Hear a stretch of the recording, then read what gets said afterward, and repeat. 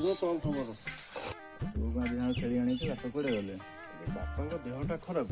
ଆଜି ମୋତେ ବି ଥଣ୍ଡା ଜୋର ହେଇଥିଲା, ଡ୍ୟୁଟି ବନ୍ଦ ଥିଲା।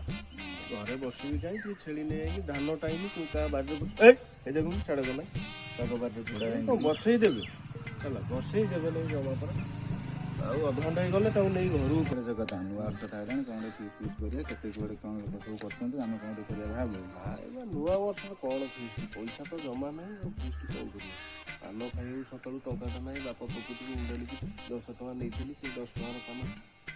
ଗୋଟେ ଆଇଡ଼ିଆ ଦେଉଛି, ପଇସା ନଥାଉ ସେଇ କାମରେ ଯଦି କରିବୁ ତାହେଲେ ଫିଷ୍ଟଟା ହେବ। କ'ଣ କହୁନ?